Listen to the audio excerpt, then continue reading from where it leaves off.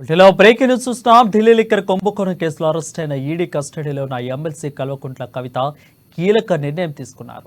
తన అరెస్టును సవాల్ చేస్తూ ఇవాళ సుప్రీంకోర్టును ఆశ్రయించారు. తనను అక్రమంగా అరెస్ట్ చేస్తారని అత్యున్నత న్యాయస్థానంలో రిట్ పిటిషన్ దాఖలు చేశారు. లిక్కర్ స్కామ్ కేసులో తన ప్రమేయం ఉన్నట్లు ఆధారాలు లేని పిటిషన్లో పేర్కొన్నారు. ప్రతివాదిగా ఈడీ డైరెక్టర్ను చేర్చారు.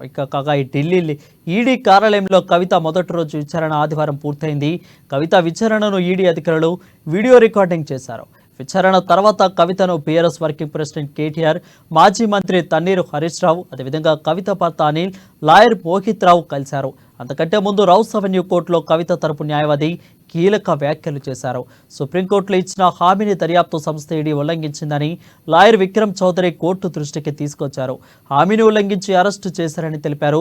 2023 సెప్టెంబర్ 15న ఈడీ తరపున సమాలివ్వమని, కవితను అరెస్ట్ చేయమని చెప్పారని వెల్లడించారు. అదే నెల 26న మరోసారి వాదనలు జరిగాయని, ఈడీ న్యాయవాదులే వాదనలు తీసుకొచ్చారని తెలిపారు. ఈ పరిణామాలన్నిటిపైన సుప్రీంకోర్టు ఆరా తీస్తున్నట్లు తెలుస్తుంది. ఇక మరికోసేపట్లో రెండో రోజు కవిత ఈడీ అధికారులు విచారించనున్నారు.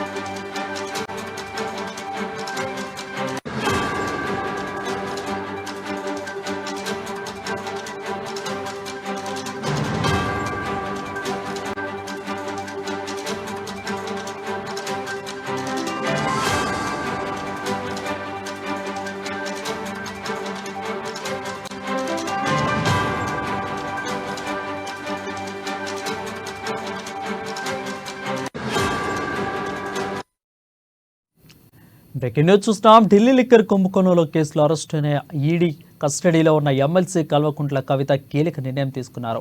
తన అరెస్టును సవాల్ చేస్తూ ఇవాళ సుప్రీంకోర్టును ఆశ్రయించారు. తనను అక్రమంగా అరెస్ట్ చేస్తారని అత్యున్నత న్యాయస్థానంలో రిట్ పిటిషన్ దాఖలు చేశారు. లిక్కర్ స్కామ్ కేసులో తన ప్రమేయం ఉన్నట్లు ఆధారాలు లేవని పిటిషన్లో పేర్కొన్నారు. ప్రతివాదిగా ఈడీ డైరెక్టర్ను చేర్చారు. కాగా ఢిల్లీ ఈడీ కార్యాలయంలో కవిత మొదటి రోజు విచారణ ఆదివారం పూర్తయింది. కవితను విచారణకు ఈడీ అధికారులు వీడియో రికార్డింగ్ చేశారు. విచారణ తర్వాత కవితను బీఆర్ఎస్ వర్కింగ్ ప్రెసిడెంట్ కేటీఆర్, మాజీ మంత్రి తన్నీరు హరీష్ రావు, కవిత భర్త అనిల్, లాయర్ మోహిత్ రావు కూడా కలిశారు. అంతకంటే ముందు రౌస్ అవెన్యూ కోర్టులో కవిత తరపున న్యాయవాదులు కీలక వ్యాఖ్యలు చేశారు. సుప్రీంకోర్టులో ఇచ్చిన హామీని దర్యాప్తు సంస్థ ఈడీ ఉల్లంఘించిందని లాయర్ విక్రమ్ చౌదరి కోర్టు దృష్టికి తీసుకొచ్చారు. హామీని ఉల్లంఘించిన అరెస్టు చేశారని తెలిపారు. 2023 సెప్టెంబర్ 15న ఈడీ తరపున సమాలివ్వమని, కవితను అరెస్ట్ చేయమని చెప్పారని వెల్లడించారు. అదే నెల 26న మరోసారి వాదనలు జరిగాయని, ఈడీ న్యాయవాదులే వాదనలు తీసుకున్నారని తెలిపారు. ఈ పరిణామాలన్నిటిపై సుప్రీంకోర్టు ఆరా తీస్తున్నట్లు తెలుస్తుంది. ఇక మరికోసేపట్లో రెండో రోజు కవితను ఈడీ అధికారులు విచారించనున్నారు. దీనిపై మరింత సమాచారం మా ఢిల్లీ ప్రతినిధి రామకృష్ణ అందిస్తారు. రామకృష్ణ, చెప్పండి.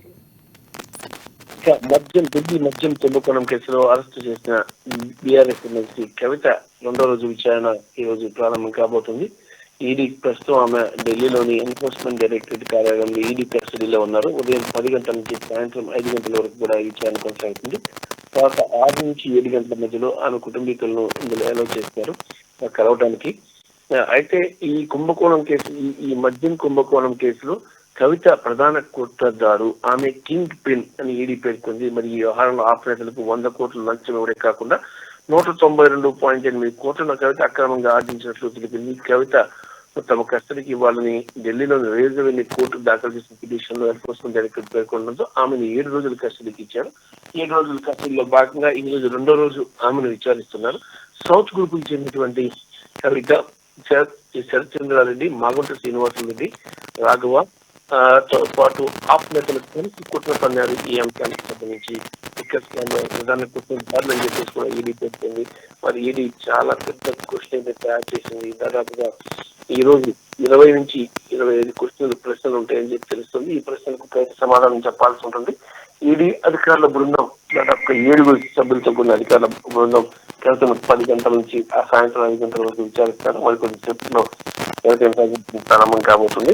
మరి కొంతమంది ఈ విచారణకు కవితను ఈరోజు విచారించిన తర్వాత ఇటు శరత్ చంద్రారెడ్డి, మాగుంటి శ్రీనివాసులు, రాఘవ, ఇక వీళ్ళందరూ అరుణ్ రామచంద్ర పిల్లై వీళ్ళందరూ కూడా పిలిపించి అందరినీ కలిపి కేసులు చేపట్టి విచారించే అవకాశం కూడా కనిపిస్తుంది. మరి ఈడీ చాలా చాకచక్యంగా ఈ కేసు డీల్ చేస్తుంది.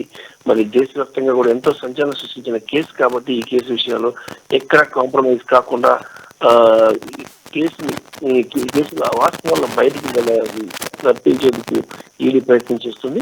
మరి దాంతో పాటు అరవింద్ కేజ్రీవాల్ ఈ నెల 21వ తేదీన ఢిల్లీ ముఖ్యమంత్రి అరవింద్ కేజ్రీవాల్ ని కవితని కూడా పక్కన కూర్చోబెట్టి విచారిస్తారని సమాచారం అయితే అందుతుంది. ఒకవేళ అరవింద్ కేజ్రీవాల్ రాకపోతే అరవింద్ కేజ్రీవాల్ ని అరెస్ట్ చేసి మరి ఈడీ ఆఫీస్ కి తీసుకొచ్చి విచారిస్తారని సమాచారం. Thank you Ramakrishna for the update.